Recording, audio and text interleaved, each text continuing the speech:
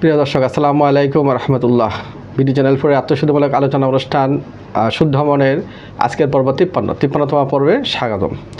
আজকের বিষয় বিগত পর্বের কিয়ামতের যে আলোচনা ইয়াজুজ মাজুজ আলোচনা করেছিল তার সাথে সম্পর্কিত কিছুটা আছে। আমরা শুরুতে হয়তো 1-2 মিনিট আলোচনা করব, তারপরে চলে যাব সুফিয়ানি বনাম ইমাম মাহদী আলাইহিস সালামের সৈন্য, অর্থাৎ কালো পতাকা বাহিনীর সৈন্যের মধ্যে কী হবে, এই সংগঠিত হবে, এই বিষয়টা আলোচনা করব। তো শুরুতেই দাব্বাতুল আদ সম্বন্ধে বলি। দাব্বাতুল আদ কি? দাব্বাতুল আদ হইতেছে একটা প্রাণী যেটা মক্কা থেকে বের হবে। মক্কার কাবাগরের ক্যাম্পাসে অনেকে বলা আছে, অনেক রেওয়ায়েতে, আর কোথাও বলা হয়েছে সাফা পর্বত থেকে বেদ করে বের হবে। যাই হোক, অর্থাৎ মক্কা থেকে বের হবে। তো দাব্বাতুল আদ, এই দাব্বাতুল আদ মানুষের সাথে কথা বলবে, অর্থাৎ সমস্ত মানুষ যেখানে থাকবে সে দ্রুতগতি সম্পন্ন হবে। সে একটা পশু, কিন্তু সে কথা বলবে। তার মুখটা হবে কোনো বর্ণনায় মানে এটা পানির মতো, পানিটা কোনো বর্ণনায় গরুর মাথা বলা হয়েছে, কিন্তু হাত পা সবগুলা পশুর মতোই লোমশ, হ্যাঁ। কিন্তু সে দৌড়াতে পারবে, হাঁটতেও পারবে, দ্রুতগতি সম্পন্ন, সে মানুষের সাথে কথা বলবে। আল্লাহ কোরআনে পাককে এই বিষয়ে আলোচনা করতেছেন সূরা নামলে 82 নম্বর আয়াতে। আল্লাহ পাক বলেছেন, ওয়াইজা ওয়াক আল কাউলু আলাইহিম আখরাজনা লাহুম দাব্বাতান মিনাল আরদ তুকাল্লিমুহুম আন-নাসা কানু বিআয়াতিনা লা ইউকিনুন।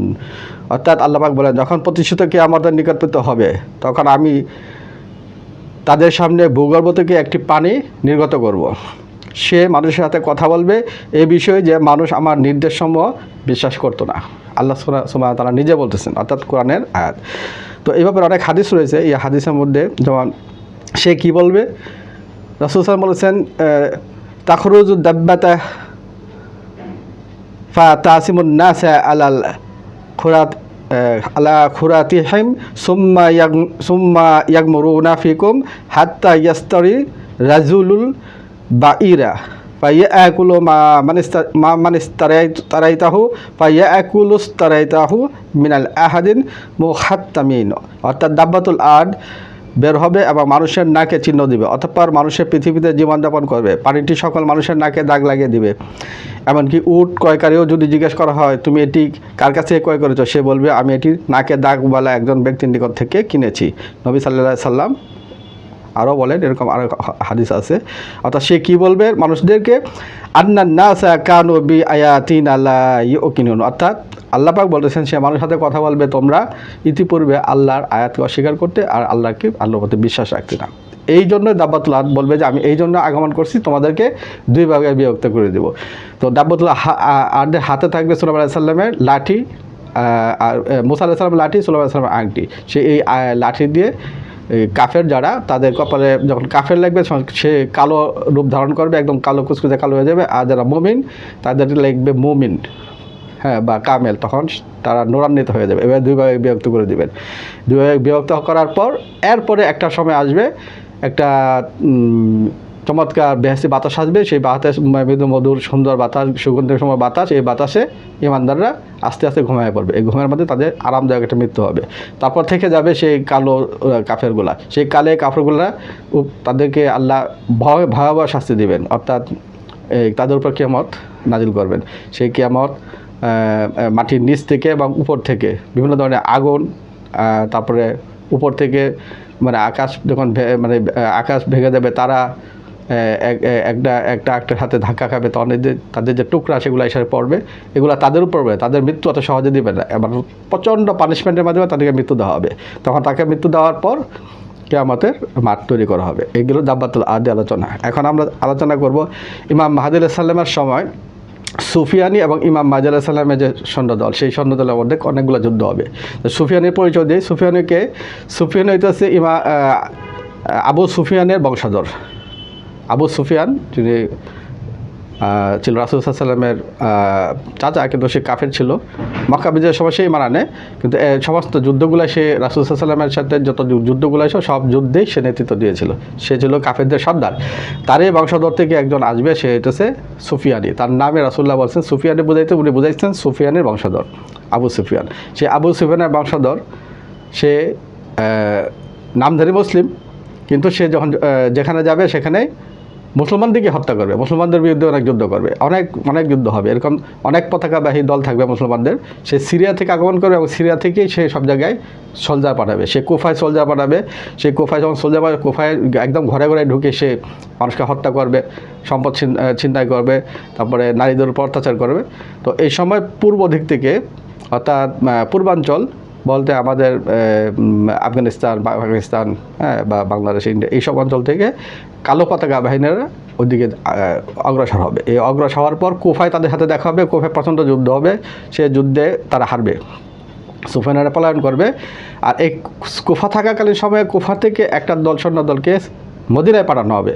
সেই মদিনায় সে তার সৈন্যবাহিনীরা এমন রক্তারক্তি করবে, আসলে হাদিস আছে যে এরকম রক্তারক্তি করবে যে ঘরে ঘরে, হ্যাঁ, তারা হত্যাযোগ্য করে নারীদেরকে বের করে নিয়ে আসবে, নারীদের পেট ছিঁড়ে ফেলবে, তাদের সন্তানকে হত্যা করবে, এরকম জঘন্য কাজ তারা করবে এবং প্রচণ্ড নির্যাতন করবে।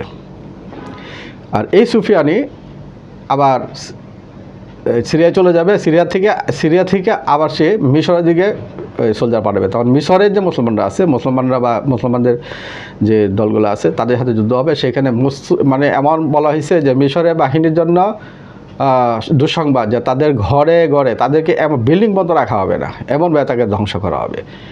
তো এই অবস্থা হবে মুসলমানদের এই অত্র অঞ্চলে, অর্থাৎ সিরিয়া, ফিলিস্তিন, ইয়েমেন, মিশর, এই অঞ্চলে এই যুদ্ধগুলো। এখন আমরা জানি যুদ্ধগুলো অলরেডি শুরু হয়ে গেছে। এখানে মুসলমানরা অনেকগুলো দল যুদ্ধ করতেছে। আসলে সহি কিন্তু একটাই, সেই সহি হল ইমাম মাহদী আলাইহিস সালামের দল।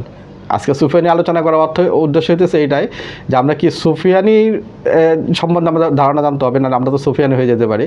সুফিয়ানি ইমাম মাহদির দলের সাথে যুদ্ধ করবে, অর্থাৎ ইমাম মাহদির দল থাকবে সেই আল্লাহর প্রতিষ্ঠিত সেই দল, যে কালো পতাকা বাহিনী। যারা রাসূল সাল্লাল্লাহু আলাইহি ওয়াসাল্লাম অনেক হাদিস আছে, কালো পতাকা বাহিনী ইমাম মাহদী আলাইহিস সালামের আসল সৈন্য দল হবে। এবং তারা কালো পতাকা বাহিনী পূর্ব দিক থেকে চলে যাবে, তারপর সিরিয়াতে গিয়ে হযরত ঈসা আলাইহিস সালামের সাথে দেখা হবে। মক্কায় হযরত ঈসা আলাইহিস সালামের আবির্ভাব যখন হয়ে যাবে, তখন হয়তো তিনি সিরিয়াতে চলে যাবে। সিরিয়া কিন্তু বিভিন্ন দল করতে থাকবে, তার মানে ওখানে বিচ্ছিন্নভাবে করতে থাকবে। অর্থাৎ এখানে সিরিয়াতে গিয়ে ওই কালো পতাকা বাহিনী সিরিয়াতে হযরত ইমাম মাহদী আলাইহিস সালামের হাতে দেখা করবে এবং ওইখানে বায়াত হবে।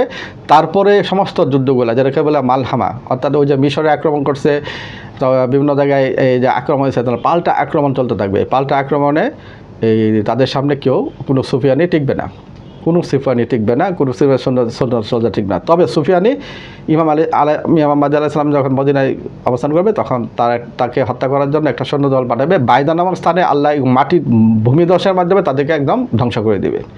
এই ভূমিধসের দেখেই মানুষ বুঝে যাবে যে ইমাম মাহদী আছে, কারণ এটা ইমাম মাহদী আসার সবচেয়ে বড় নিদর্শন। তখন সুফিয়ানিদের দলের ভিতরেও ইমানদাররা যারা আছে এরাও বিভ্রান্ত হয়ে যাবে।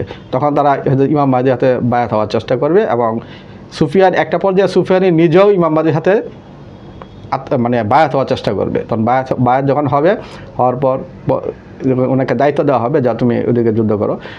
কিছুদিন যুদ্ধ করার পর আবার সে ইমাম মাহদীর সাথে বিট্রে করবে। আর একবার আয়েশা বলবে যে আপনার হাতে আমি বায়াত করছিলাম, কিন্তু আমি আসলে বায়াত ভঙ্গ করতে চাই।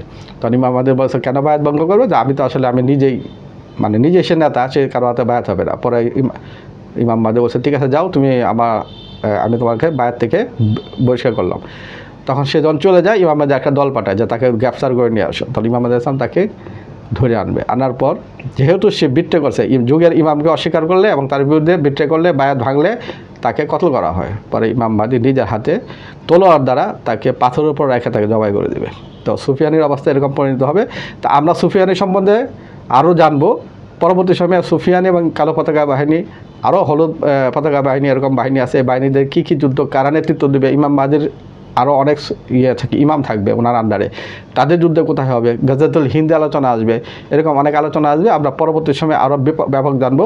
তো আজকে যদি টাচ দিয়ে গেলাম, পরবর্তী সময় ইনশাল্লাহ এই ব্যাপারে আরও বেশি আলোচনা করব, আরও গভীর আলোচনা করব। প্রিয় দর্শক, আজকে এই পর্যন্ত। আসসালামু আলাইকুম ওয়া রাহমাতুল্লাহ।